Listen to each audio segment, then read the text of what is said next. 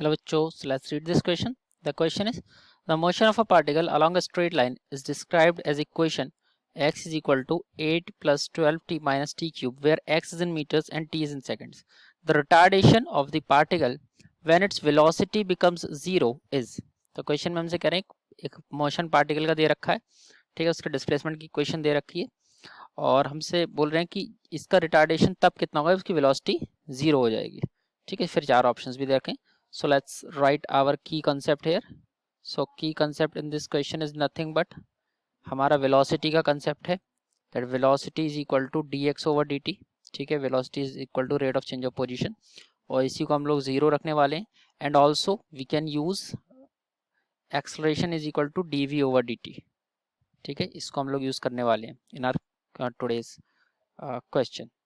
तो हम लोग लिखते हैं, शुरुआत करते हैं. x is equal to 8 plus 12t minus T cube, इसका हम लोग जब डिफ्रेंशिएशन करेंगे तो वो वेलोसिटी बनेगा.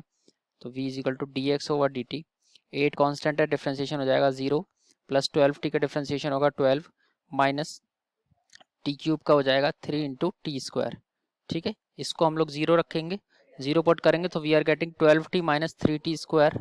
12 minus 3t square is equal to 0. So we will get 12 minus 3t square is equal to 0, यानी कि 12 is equal to 3t square. 12 is equal to 3t square. Cancel करेंगे, ये 4 टाइम्स कैंसिल होगा. Time की दो value आएंगी +2 और -2.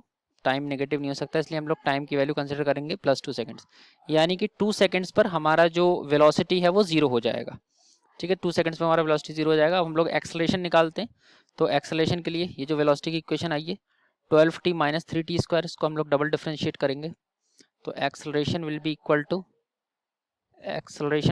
To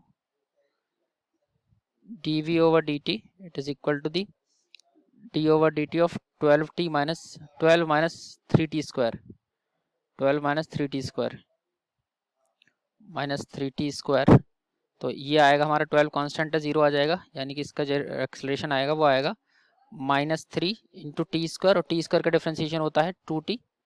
T square का डिफ्रेंशिएशन होता है हमारा 2 इंटू टी, यानी कि ये वैल्यू आ गई हमारी -60.